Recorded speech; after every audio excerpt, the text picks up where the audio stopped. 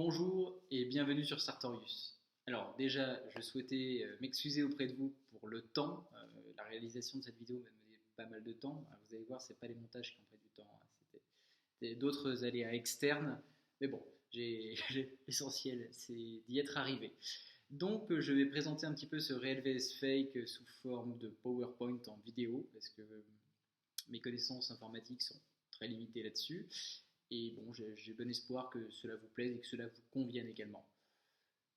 J'aurais aimé pouvoir faire une vidéo, mais c'était compliqué avec le microscope. Vous allez voir par la suite les clichés. Donc j'ai préféré vraiment vous faire des clichés comparatifs pour que vous puissiez voir de manière claire et précise, comme moi j'aurais aimé tout simplement le faire si j'avais été néophyte et si j'avais souhaité acheter un bracelet Fred.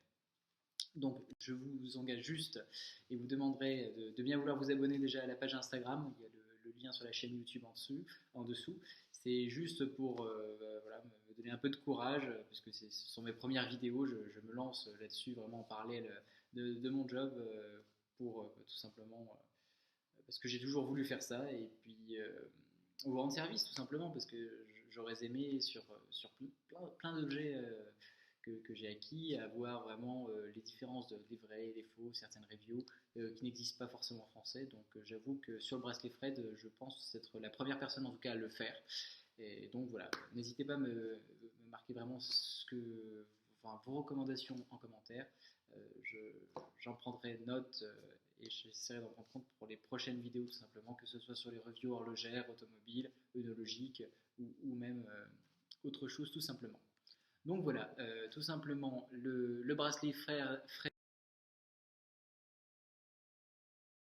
Force 10. Donc c'est l'image de présentation. Vous pouvez voir déjà qu'il est extrêmement difficile de les différencier l'un l'autre comme ceci. Je dois vous dire que j'ai beau avoir celui-ci au poignet, si j'avais vu par exemple le orange sur une autre personne, j'aurais pas pu dire si c'était un vrai ou un faux juste à l'œil. Et puis vous allez vite comprendre pourquoi. Parce que quand on les regarde vraiment côte à côte, la ressemblance est frappante quand même. Sur le bleu, donc, qui était un vrai, le métal, excusez-moi, c'est de l'or blanc, 18 carats. Donc c'est une manie en or jaune, tout simplement, avec un plaquage de rhodium dessus, ce qui donne l'or blanc et sa couleur blanche. Et l'imitation, voilà, excusez-moi, je cherchais mon mot, c'est un alliage un peu particulier qui est couleur cuivrée avec un plaquage, je ne sais pas si c'est du plaqué argent ou autre chose, qui donne cette couleur vraiment blanche. J'ai voulu porter les deux pour qu'on puisse voir justement qu'il est difficile de voir tout simplement au poignet en disant « C'est sympa ton Fred, c'est vrai ?» Et on ne peut pas savoir, parce que c'est la première chose par exemple enfin moi qui suis passionné d'horlogerie, quand je suis avec quelqu'un, par exemple dans un bar ou etc., pratique courante de regarder la montre du voisin et dans cette tête de dire ouais elle est super, est-ce que c'est une vraie ou une fausse? C'est la première chose qui se dit par exemple sur les Rolex. Vous arrivez avec une Rolex, la personne vous dit généralement c'est une vraie? Oui ou bah, non. Généralement le non se transforme en oui parce que personne admet. Bien, par rapport aux manilles, donc on peut voir vraiment ici que la différence est assez frappante. J'avoue que si on pouvait les mélanger comme ceci, je ne pourrais pas vous dire laquelle est la vraie, laquelle est la fausse. Mais on va voir qu'il y a plein de détails finalement qui vont faire que vous pourrez vraiment reconnaître l'imitation de l'original. Il faut savoir que ce bracelet, vous le voyez de plus en plus souvent, tout simplement au poignet des célébrités, des gens que vous pouvez voir à la télé sur les trucs de télé-réalité, même dans la rue tout simplement, parce que c'est un bracelet qui est en vogue, qui est à la mode et on le voit de plus en plus souvent. Il faut savoir qu'à l'époque, le prix d'achat sur le bracelet Fred Force 10, donc là c'est le grand modèle, était aux environs de 2400 euros. Aujourd'hui, avec le cours de l'or, il est passé à plus de 3200 euros quand même. Donc le marché de la contrefaçon peut être assez risqué parce que vous imaginez, vous le trouvez par exemple sur un site de revente assez connu en France et vous voyez une promotion, il est à 1000 euros, vous dites 1000, il coûte 3009, ça peut être un beau cadeau et puis au résultat vous vous retrouvez avec avec une imitation qui a coûté moins de 50 euros, ça fait mal. Alors pour l'escroc c'est génial, mais pour vous ça fait très mal. Donc voilà, le but de cette vidéo c'est de vous avertir, tout simplement vous éduquer à travers ces différents clichés pour être capable de dissocier le vrai du faux.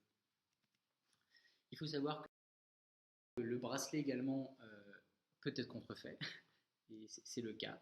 Donc pour la même taille par exemple de bracelet, parce que moi je fais du 17 en bracelet, le faux est plus long que le vrai. Ça c'est assez cocasse.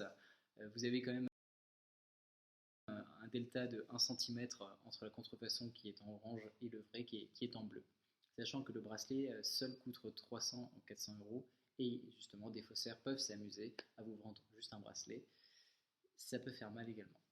Donc on va vous apprendre aussi à différencier les bracelets.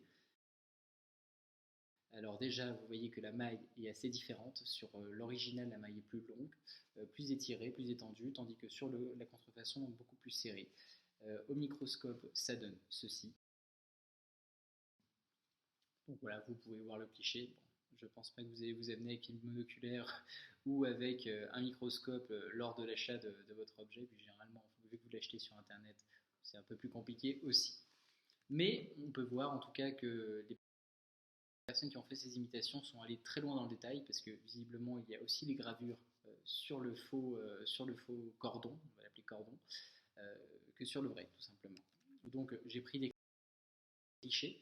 Vous voyez que la gravure quand même sur le modèle original est beaucoup plus précise que sur l'imitation, et vraiment le point de différence, on pourra dire que c'est le L de style sur le cordon, sur le vrai cordon, qui est assez éloigné de la bordure de l'insert en métal, tandis que sur la contrefaçon, le L vient à peu près coller la bordure. Je ne sais pas si vous voyez ma souris juste ici, mais bon, si ce n'est pas le cas, au moins vous avez vous suivez ce que je dis tout simplement avec le L, puis vous essayez de vous repérer. Ceci étant fait, on passe directement à la manille. Donc dans la manille, sur la vraie, il y a un trou, tout simplement à côté de la petite bille qui vient en fait, c'est le système de clic qui vient positionner le cordon sur la manille. Vous avez un trou sur le vrai, mais pas sur la contrefaçon. Donc là, ça peut être un premier point de détail pour dissocier le vrai du faux. En revanche, que ce soit sur le vrai ou le faux, les gravures avec des numéros de série sont inscrits. Donc ça, c'est assez bluffant, je dois dire. Quand je l'ai reçu, j'étais assez étonné. Donc j'ai essayé de vous faire un cliché assez net, mais j'ai pas vraiment réussi sur celui-ci. Donc c'était vraiment pour que vous puissiez quand même comparer. Je vous en mets un deuxième. Pour être franc, c'est pas là où on pourra faire vraiment la belle.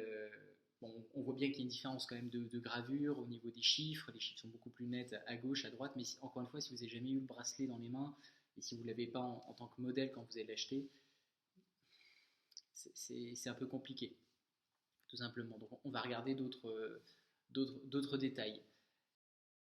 Là, sur le titrage de la matière, on voit aussi que sur la contrefaçon, c'est répliqué quand même relativement bien.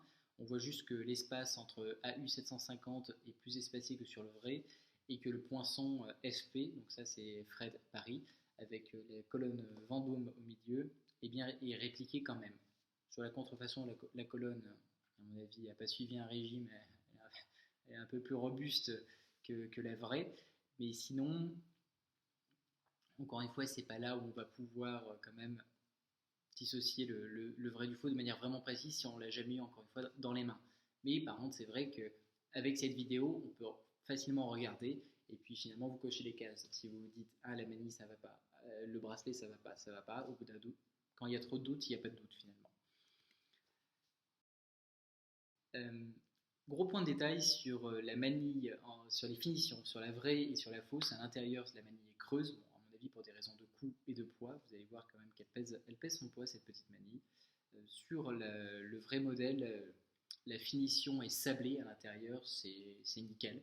Tandis que sur la fausse, on voit quand même que c'est comme si ça avait été fondu tout simplement et que ça s'est refroidi tout seul.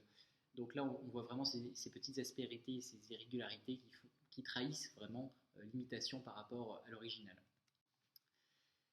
Mais là, vraiment, on va vraiment pouvoir différencier de manière simple l'imitation de l'original, c'est la présence de poinçons.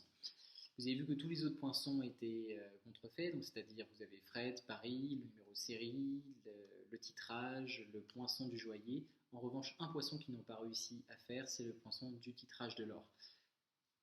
Je vous vois venir. Vous me dites, mais si, il a fait le AU 750. Oui, mais en France, quand vous achetez un bijou en or, vous avez de temps en temps le poinçon AU 750, mais vous avez forcément un poinçon animal ou un poinçon objet qui vient compléter cette indication, et ça parce que c'est détenu par un organisme d'État, tout simplement. Donc le poinçon pour le titrage de l'or 18 carats, c'est la tête d'aigle aujourd'hui. À l'époque, c'était différent. Les poinçons ont évolué au cours du temps. Donc aujourd'hui, c'est la tête d'aigle. Vous allez le trouver vraiment sur la manille réelle au niveau de l'articulation ici. Je ne sais pas si vous voyez. Là, c'est sur cette petite articulation. Tandis que sur la contrefaçon, vous ne le trouverez justement pas. Donc là, c'est vraiment le point qui va vous permettre de voir si vous avez une contrefaçon ou pas entre les mains. Et oui, il n'y a rien. Donc je me suis amusé également à les peser. Étant donné que les métaux étaient différents, je me suis dit ça peut aider tout simplement mes lecteurs, comme je vais vous appeler comme ça, à différencier le vrai du faux. En effet, on voit que sur le faux qui est un alliage de métal, il fait un peu plus de 5 grammes, tandis que sur le modèle original qui est en or, qui est un métal plus dense, il fait 8,5. C'est à prendre avec des pincettes, parce que si les contrefaçons deviennent de plus en plus, de mieux en mieux faites, si vous voulez, c'est par rapport aux métaux. Je prends l'exemple tout simplement d'une personne qui se dit, d'accord, il y a une différence de poids, on va faire comme sur Rolex, on va prendre un métal qui a la même densité, puis on va faire une couche d'argent. C'est ce qui se passe exactement pour les répliques de faux lingots d'or. Vous avez le tungstène qui ressemble à l'or, qui a à peu près le même poids, la même densité, et ils mettent une bonne couche de 20, 25, 30 microns d'or, et comme ça passe inaperçu. Même poids, et vous vous dites c'est bon. Par contre, ils n'arriveront pas à faire le poinçon qu'on a vu précédemment. Mais voilà, à titre indicatif, au moins vous avez la différence de poids entre le vrai et le faux, parce qu'il y a plusieurs niveaux de contrefaçon. Forcément, s'il y a une contrefaçon avec quelques microns d'or, ça va vous coûter beaucoup plus cher que ce genre de contrefaçon-là, qui est pour l'instant quand même très bien faite et à mon avis la meilleure contrefaçon que j'ai vue à ce jour de bracelet Fred. Mais voilà, ça c'est le détail, donc c'est le poinçon dont je vous parlais, la tête d'aigle, qui va vous permettre de différencier vraiment le vrai du faux, tout simplement. J'espère que cette vidéo vous a plu. Je vous invite juste à vous abonner encore une fois, parce que tout simplement donnez-moi un peu de courage pour la réalisation de ces vidéos, ça prend un peu de temps. C'est vrai que je ne suis pas super bon en montage vidéo comme vous pouvez le voir, mais bon, voilà, je fais tout mon possible en tout cas pour que vous puissiez en fait ne pas vous faire avoir sur les vidéos. Puis moi ça me fait plaisir tout simplement de développer une communauté. Je pense que tout d'abord ce sont mes amis qui me suivent, et puis après ce sera d'autres personnes, je l'espère. J'ai pas pour vocation d'être un grand youtubeur, mais voilà, mon but vraiment est de vous aider à travers le partage de ma passion et des différentes reviews. La prochaine review d'ailleurs sera un unboxing et une présentation de la montre Ming. C'est une marque un peu particulière qui a su vraiment faire sa place parmi les grandes marques horlogères, puisque je travaille dans l'horlogerie également, et ce sera un grand plaisir pour moi de vous la présenter prochainement. Je vous remercie et à très bientôt sur Sartorius.